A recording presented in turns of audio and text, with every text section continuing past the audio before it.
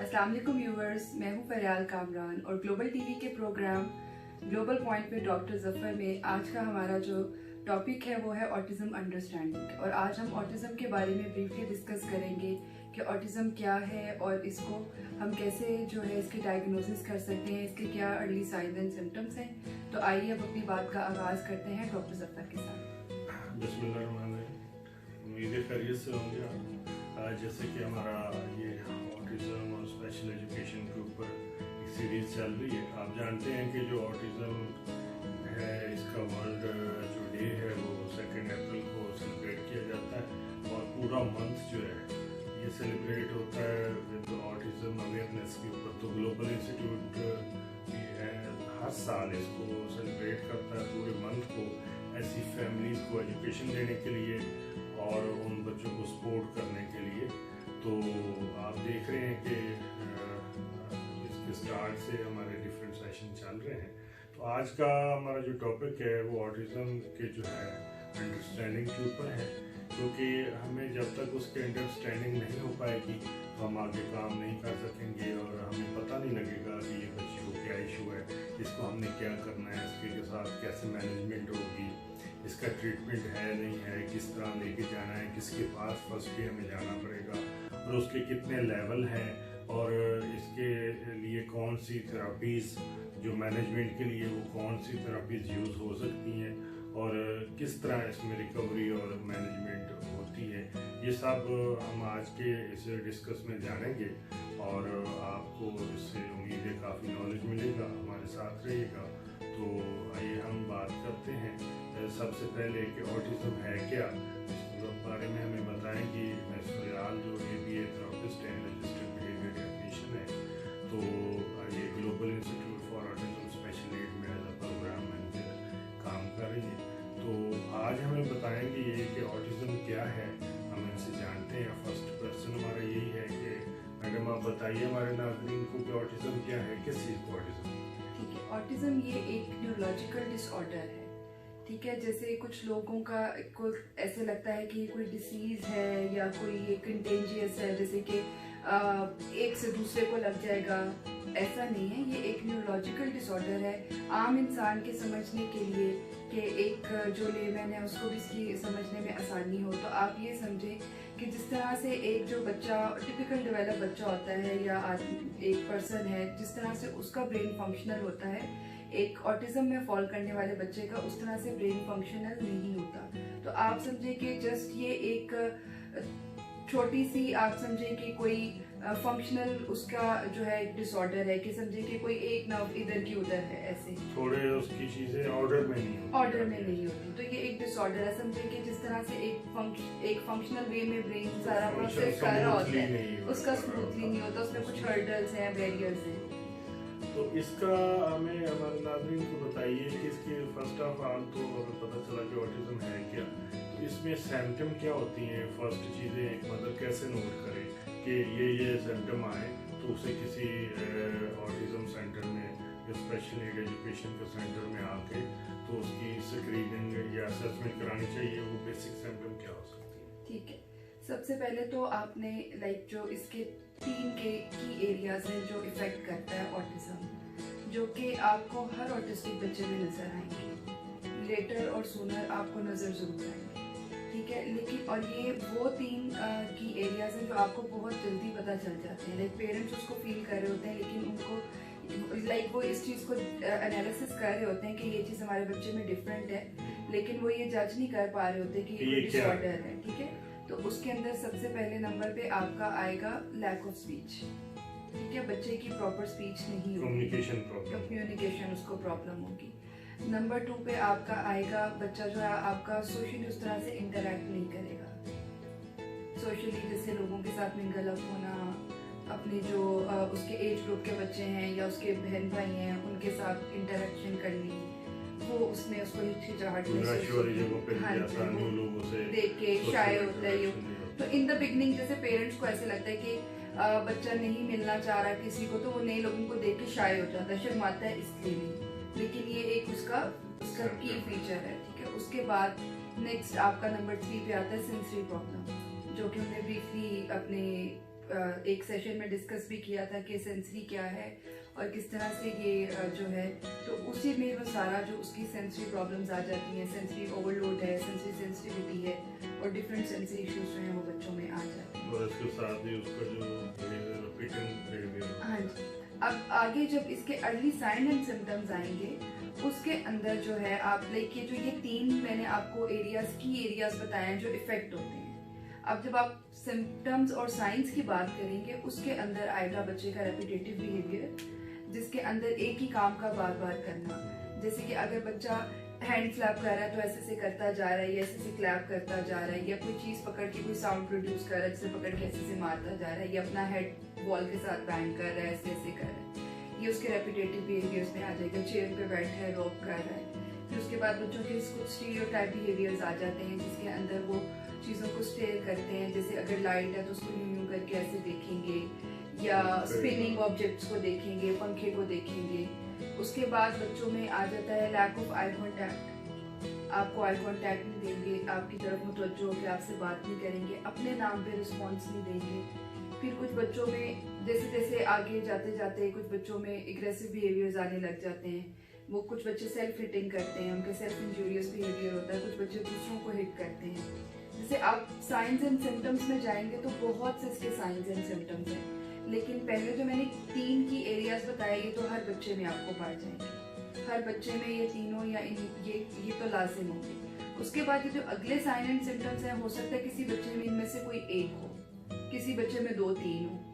तो ये चीज है, किसी में एक ज्यादा होता है, हाँ, किसी में ज्यादा इंटेंसिटी उसकी ज्यादा होती है, किसी में कम होती है। इसके अलावा बेशुमार बिहेवियर्स हैं, बेशुमार साइंस हैं जो आप देख सकते हैं, आपको बच्चों में नजर आएंगे। इसमें आप बताएं कि इसको जो लेवल है वो किस तरह से आप डिफाइन करेंगे, कितने लेवल है? ठीक है, ऑटिज्म। ओके। ऑटिज्म के 3 लेवल हैं। Level 1 is high functioning autism, जो कि आप कह लें कि जो एक बहुत वाइज और बहुत ब्रिलियंट बच्चे होते हैं, बहुत वो जो है बच्चे उनमें भी, लेकिन जैसे आप देखेंगे वो किसी एक डोमेन में बहुत ज़्यादा शाइन कर रहे होंगे। कोई एक डोमेन ऐसी होगी जिसमें उनका इंटरेस्ट बहुत ज़्यादा होगा, वो बहुत अच्छा परफॉर्म करेंगे। बट साइड बाय साइड कुछ बिहेवियर इश्यूज उनमें भी होंगे और प्रॉपर कम्युनिकेशन उनकी भी होगी, लेकिन वो बोलते होंगे मगर उस तरह से नहीं जैसे हम एक 2 वे कन्वर्सेशन होल्ड करें तो उनको वो होल्ड तो कर लेंगे, लेकिन डिफिकल्टी होगी। ठीक है। उसके बाद नंबर 2 पे आपके आते हैं माइल्ड टू मॉडरेट ऑटिस्टिक बच्चे। ठीक है, इन बच्चों में आपके बिहेवियर इश्यूज भी आएंगे, स्पीच प्रॉब्लम भी आएगी। इन द बिगनिंग में भी आपको कुछ चैलेंजेस फेस करने पड़े, बट विद प्रॉपर इंटरवेंशन आप इन बच्चों को मैनेज कर सकते हैं। नंबर 3 पे आपके आते हैं सिवियरली ऑटिस्टिक किड्स। ठीक है, ये वो बच्चे होते हैं जो सबसे ज़्यादा चैलेंजिंग होते हैं। ठीक है, अब जैसे हाई फंक्शनिंग ऑटिस्टिक किड्स हैं, या mild to moderate autistic kids हैं, या बॉर्डर लाइन ऑटिस्टिक बच्चे हैं, तो इन बच्चों को आप मैनेज करके ये अपने लाइक 70 to 80% बच्चों में को आप फंक्शनल कर देते हैं, मेन स्ट्रीम हो जाते हैं बच्चे। बहुत हद तक अपने फंक्शनल जो भी डेली लिविंग स्किल्स हैं उन सबको वो एबल होते हैं उनको करने के।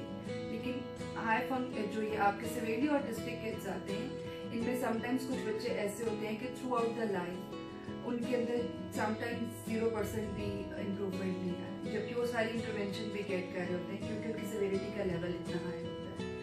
और समटाइम्स उनमें कोई फिजिकल डिसेबिलिटी भी साथ होती है, बिकॉज इसका नाम है ASD, ऑटिज्म स्पेक्ट्रम डिसऑर्डर, तो इट्स अ स्पेक्ट्रम। तो इस लिहाज से भी डिफरेंट जो डिसऑर्डर्स या डिसेबिलिटी वो भी एट द सेम टाइम बच्चे में फॉल कर रही होती है। तो ये सब चीज़ें ज़्यादातर जो हैं प्रॉब्लम या चैलेंजिंग बिहेवियर्स आने सिवियरली ऑटिस्टिक बच्चों में समटाइम्स ज़्यादा होते हैं। वो बिल्कुल म्यूट रहते हैं कि आप जितनी भी उनकी स्पीच थेरेपी कर लें, बच्चे नहीं बोल पाते। लेकिन ये नहीं कि सभी सिवियरली ऑटिस्टिक बच्चे, सम ऑफ देम। अच्छा, इसमें हमारे नाज़रीन को बताइएगा कि इसका मेडिकल कोई ट्रीटमेंट पॉसिबल है नहीं है, किस तरह से, और ये मेडिकल ट्रीटमेंट से बेटर हो सकती है? इसका मेडिकल तो है ट्रीटमेंट या नहीं? Medically as such specifically autism के लिए कोई भी मेडिकेशन नहीं है कि ये दवाई जैसे शुगर के लिए या ब्लड प्रेशर के लिए स्पेसिफिक मेडिकेशंस होती हैं कि आप ये लेंगे कंट्रोल हो जाएगा, आप इसको मैनेज कर सकते हैं। ऐसी कोई ऑटिज्म के लिए दवाई नहीं है कि स्पेसिफिकली ऑटिस्टिक लोगों के लिए दवाई है जो आप इतने टाइम ड्यूरेशन तक यूज़ करें या through out the life use करें तो ये मैनेजेबल रहेगा। ठीक है, क्योर हो जाएगा, ख़त्म हो जाएगा, मैनेज हो जाएगा। लेकिन हम मेडिकेशन जैसे इससे ये मतलब नहीं लेना कि ऑटिस्टिक बच्चों को हम किसी किस्म की मेडिकेशन दे नहीं सकते या उनके लिए कोई भी मेडिकेशन या कुछ भी नहीं है। हाँ जी, मैनेज करने के लिए साइड बाय साइड आपको मेडिकेशन की ज़रूरत होती है। जैसे अगर कोई बच्चा बहुत ज़्यादा हाइपर है तो उसकी हाइपर एक्टिविटी को डेफिनेटली कंट्रोल करना है। अगर वैसे नहीं मैनेज हो रही तो हमें मेडिकेशन यूज़ करनी पड़ती है। और वो भी ये नहीं कि हम खुद ही सुन के फलां ने ये यूज़ की या आपको कोई अगर कह रहा है तो आप उसको प्रिस्क्राइब कर रहे हैं और आप उसको यूज़ करना शुरू कर दें। उसके लिए आप पहले पूरा उसका जो हाँ जी उनसे आप पूरा एग्जामिन करवाएं और उसके बाद जो वो प्रिस्क्राइब करते हैं उसको आप लेकर चलें। अच्छा, इसमें बताइए कि इसकी प्रॉपर एज क्या है डायग्नोज होने की, कि कब पेरेंट्स को रब्ता करना चाहिए ऐसे सेंटर में, या जो है इस चीज़ का कोई इदारा हो जो डॉक्टर को एज प्रॉपर क्या हो सकती है? सबसे पहले तो जो मैंने पहले आपको साइंस बताए, सिम्टम्स बताए ऑटिज्म की, जिसमें अर्ली साइंस जैसे कि लैक ऑफ आई कांटेक्ट और अपने नाम पर रिस्पॉन्स ना देना, चीज़ों को पॉइंट ना करना, ये आपको ये जो बिहेवियर्स या लाइक ये साइंस जो है ना आप बच्चे में at the age of 8 to 9 months 10 months आप देख सकते हैं। जब बच्चा इतना छोटा है ना उस वक्त भी आप देखें कि आप बच्चे को नेम कॉल करते हैं, उसकी तरफ मुस्कुरा के देखते हैं, वो आपको रिस्पॉन्ड देता है। लेकिन अगर एक बच्चा ऑटिज्म में फॉल कर रहा है वो नहीं देगा, ठीक है। लेकिन क्योंकि अभी तक ऑटिज्म का कोई भी वैलिड कॉज नहीं है कि क्यों होता है, इसकी क्या वजह है, तो समटाइम्स कुछ ऑटिस्टिक बच्चे ऐसे होते हैं कि टिल 2 years वो बिल्कुल ठीक आते हैं और आफ्टर 2 years जो है ना उनके साइंस नजर आने शुरू होते हैं। लाइक उनके ऑल माइलस्टोन जो है वो ऑन टाइम होते हैं 2 साल तक, और 2 साल के बाद वो उनके सिम्टम्स नजर आने शुरू होते हैं। तो इस लिहाज से अगर कोई बच्चा ऐसा है कि जिसके आपको ये साइंस नजर आ रहे हैं कि अपने नाम पे रिस्पॉन्स नहीं दे रहा, आपके किसी जेस्चर पे रिस्पॉन्स नहीं दे रहा, आप उसकी थेरेपी स्टार्ट करा सकते हैं। लाइक आप किसी जो प्रोफेशनल है उनसे कंसल्ट करके जो इस तरह के इदारे हैं वहाँ पे आप जाके अपने बच्चे की थेरेपी स्टार्ट कर सकते हैं ताकि वो सिम्टम जो ताकि वो आप उसको हाँ जी। लेकिन जो उसकी डायग्नोसिस की एज है वो 2.5 to 3 है, इन बिटवीन, बिकॉज तभी आपको मेन जो उसके ज्यादा साइंस हैं या बिहेवियर्स आपको उसको ज्यादा क्लियर हो जाएंगे। तो बेटर है कंफर्मेशन आप तब करें, बिकॉज मे बी ऐसा हो सकता है कि वो कोई डिले हो या कुछ हो, जैसे रिस्पॉन्स नहीं दे रहा या उसका बोल ही नहीं सिर्फ रहा, तो मे बी स्पीच डिले है। तो इसलिए टिल 2.5 हम वेट करते हैं, तब तक हम कोई डायग्नोसिस नहीं देते। लेकिन थेरेपीज जो है वो आप बिफोर 2 years भी स्टार्ट कर सकते हैं। अच्छा, हमारे नाज़रीन को बताएं कि ऑटिज्म बच्चों के लिए जो बेस्ट थेरेपीज कौन सी हैं और वो किस तरह से इसमें एंगेज हो सकते हैं, ताकि उन्हें पता चल सके कि इस तरह के सिम्टम बच्चे में हो तो उनको ये थेरेपीज दे सकते हैं। ऑटिस्टिक बच्चे जो भी ऑटिस्टिक बच्चे हैं, सबसे पहले तो उनकी इंटेंसिव थेरेपी होती है, ठीक है। जब इनिशियली आपने किसी भी ऑटिज्म बच्चे के साथ काम करना शुरू करना है तो आप उसके साथ 1-to-1 की रेशो पे काम करेंगे, एक बच्चा और एक थेरेपिस्ट। आप चाहे उसको कोई भी थेरेपी प्रोवाइड करें, इंटेंसिव थेरेपी होगी। तो सबसे पहले तो पेरेंट्स को ये क्लियर होना चाहिए कि आप पहले उसकी बेस बनाएं, उसको प्रीरेक्विजिट इंटेंसिव थेरेपी में सिखाएं और उसके बाद आप ग्रुप थेरेपीज या ग्रुप सेशंस की तरफ जाएं। उसके बाद जो थेरेपीज उनके लिए ज़रूरी है या रिक्वायर्ड है, हर बच्चे की नीड के मुताबिक है। ज़्यादातर जो थेरेपीज ऑटिस्टिक बच्चों के साथ यूज़ की जाती हैं उनके अंदर ABA थेरेपी है which is applied behaviour analysis. उसके बाद बच्चों की स्पीच थेरेपी है, ऑक्यूपेशनल थेरेपी है और फिजियोथेरेपी है। इसके अलावा कुछ बच्चों के साथ आर्ट थेरेपी, म्यूजिक थेरेपी और इस तरह की डिफरेंट थेरेपीज जो हैं वो बच्चों के साथ मेजर ही है।